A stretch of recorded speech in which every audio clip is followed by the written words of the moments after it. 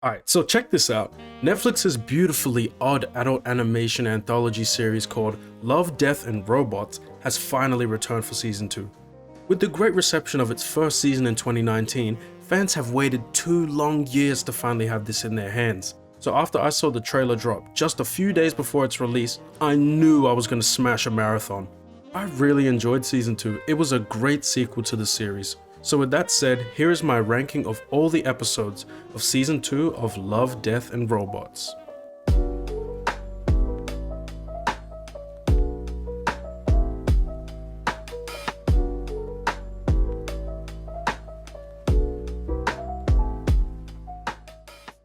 Coming in at number 8, we have Life Hutch. This story follows 2020's sexiest man alive, Michael B. Jordan, through what is meant to be a thrilling encounter with a murderous robot.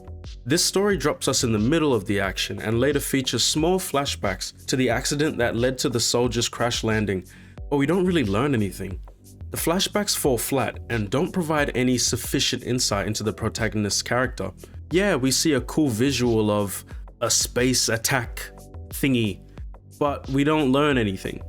This story does definitely have some moments where the element of thrill is active though, with the man forced to endure excruciating pain, and his will to survive is dramatically elevated within this ordeal. And he does end up outsmarting the robot and successfully escaping with his life, but it wasn't enough to complete a satisfying story or a fully engaging viewing experience. The issue was not the acting. Actually, as a matter of fact, I believe that the acting was the highlight of the episode. It felt as though the narrative was just standing on the shoulders of Michael. And to me, it felt like the narrative was counting on us to enjoy it simply for the fact that Michael was there. But look, the art was incredible. The hyper-realistic animation was immensely impressive and masterfully constructed. Overall, it just felt a little flat in the end. Some may enjoy it. I kind of enjoyed it, but it's definitely not the best of the series. At number 7, we have the episode Tall Grass. This episode is about a man that ventures into the tall grass and finds something unexpected. This was one of the more visually unique episodes of this season, with its painting-like textures. The character design was great. The idea that there are monsters that come from another world and prey on train dwellers that find themselves stuck in the open field is really interesting. I actually really like that idea, but the story was a little bit predictable. It was obvious that the character was going to venture into the dark and find something he didn't want to. However, I did enjoy the construction of the sequence where the protagonist realizes he's lost in the tall grass. The cinematography works really well to keep us as blind to the world as the character is, and this facilitates an element of fear in the audience. I'd say this was a little bit more thrilling than Hutch just because for a while we couldn't actually see what was out there and we were just trapped in this cycle of thinking what's going on, and that kind of worked to keep it really gripping. This episode did some things well, did other things not so well. That's why it's at number 7. Number 6 on the list is Automated Customer Service. This story follows a woman struggling to survive the attack of a defective robot vacuum cleaner along with her fluffy dog. I enjoyed this episode more than I anticipated upon the introduction. I don't know, this is probably due to the uncomfortable first impression of the character design, but this is actually something that allows the episode to stand out with its visually creepy 3D style, and I applaud it for its uniqueness. I think the filmmakers did a great job of showing us what a world like this would look like, but showing it through the lens of like the elderly population and pairing that with the hip-hop music. It was just a funny juxtaposition. The narrative is exciting and you really root for the protagonist to make it out safely. It had quite a funny and clever spin on the traditional customer service experience that we all know and hate, but also the very overused narrative of technology turning on humanity. This episode got a lot of laughs out of me. I really enjoyed it. It provided a few giggles in the moments of humor where it seemed like nothing could go right. And there were a few cool references to other films in this as well, like The Matrix. At number 5, we have All Through the House. At first it appears this is a cheerful story of two siblings trying to catch Santa Claus delivering presents under the tree on Christmas morning, but it turns out Santa isn't what we thought he was. This subversion of the classic Christmas movie aesthetic was fun to explore and was thrilling to watch in its entirety. The most terrifying thing in this world is the fear of the unknown. There is nothing that can outweigh the construction of our own fearful imaginations, and it is with this question that we are left to contemplate. Billy, what would have happened if we weren't good? This episode incorporated a new art style to the series with the meticulous and playful form of stop motion. The marriage of the story and the art style felt reminiscent of a crossover between The Polar Express and Coraline. This was a surprising gem of the season for me. I really enjoyed the monster just dripping in slime. It's so stupid, but he burps out presents. At no moment during this episode did I feel bored, and it was a very refreshing viewing experience. This was an awesome episode.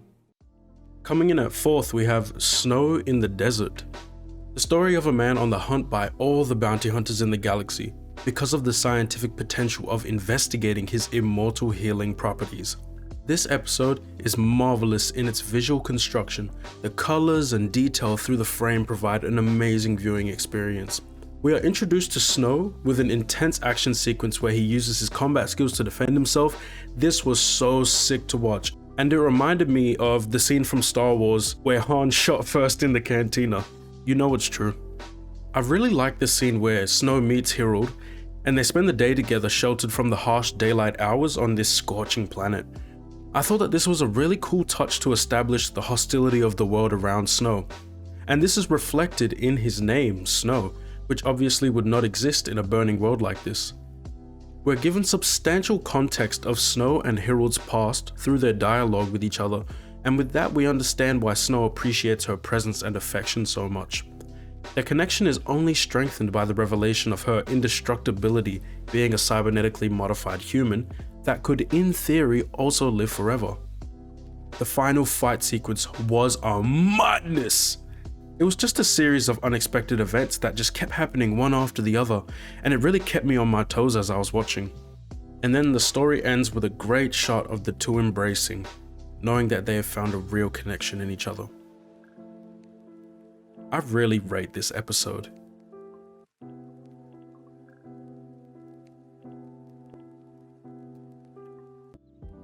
At 3rd on the list we have The Drowned Giant. A fascinating conclusion to the series, this final episode details a man engaging in a poetic dialogue about his experience observing a mysterious giant human body that surfaced on a beach, and how the community engages with it over time. This story reflected our world's culture of vast fascination with spectacle and low attention span, as well as an interesting comment on our dissociation of human commonality with others. This is evident in the disrespect for the dead by trampling on the giant's corpse, parading in childlike games and taking photos, and then eventual dismemberment for the purpose of ornamental decoration, and finally abandonment. There were a few very strong quotes throughout the story, and the episode allowed for some introspective thinking. Once more, the visuals were stunning and provided intriguing subject matter to pair with the calm narrator's delivery. This was a very appreciated tonal shift from the other episodes in the season. In 2nd place, we have the episode Ice.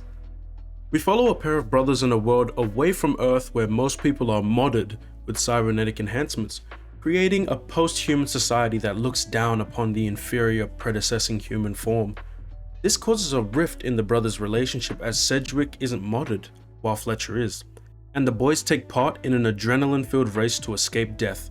After the younger modded brother sustains a leg injury, the older non-modded brother carries him to safety, narrowly escaping the jaws of the whales. But we are met with the revelation that the injury was illegitimate. There is no dialogue to confirm this, but it is assumed that he faked the injury so that his brother would prove to himself that he's strong, and he's worthy of living among the modded world. A tale of brothers looking out for one another and accepting one's identity. I loved this story. It was like a mini coming of age arc that was very successful in its delivery. The art style was similar to that of the fan favorite of season 1, Zima Blue, and it contained such gorgeous and vibrant colors, highly contrasted tones, and a magnificent scale. You could also see the animators included expressions in the character's breath. This was a clever touch and added extra character to the world. Everything was seamless. I hope season 3 has more episodes of this caliber and art style going forward. And finally, at number 1, we have Pop Squad, the story of a cop tasked with hunting and purging children to sustain a healthy population number and livelihood of the immortals at the head of society. This was by far my favorite episode. At 20 minutes long, it had the longest runtime to develop the story and its characters. The world building seemed quite fleshed out for a short story, and we can really see the implications that such a world would have on its inhabitants. I thought that there were a lot of cool ideas explored about what other elements evolve from a society such as this, like the booster shots to extend one's life. The animators did an incredible job allowing for the audience to experience the emotion of the characters. The art was quite realistic, while still allowing for a slight exaggeration of ideas visually. Most definitely a beautiful episode. The contrast in environment was a wonderful reflection of ideologies highlighted in the narrative, with that of the luxurious city of ivory tower dwelling immortals, only concerned with living selfish indulgent lives, contrasted against those that believe that humanity should go back to its natural orientation, who are set amongst the dirt and the decrepit. The audience is taken on a compelling journey of the mental trauma that this has had on the protagonist, and ends on a note of hope for the children of the future, and that there are still people that believe there is more to life than the selfish desires of the individual. And this is reflected in the final scene where we get an intense stare-off acknowledging the gravity of such a discovery, before a violent shootout where the cop sacrifices his life for the future of the mother and the child.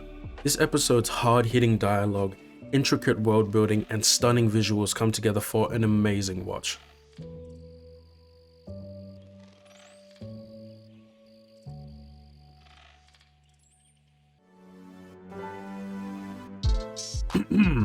And there you go, that is my ranking for season 2 of Love, Death and Robots. If you enjoyed this video, let me know, leave a like. If you want to see more videos like this, hit subscribe. Maybe even let me know your thoughts about the show in the comments. Anyway, thank you so much for watching. I'll catch you guys in the next one.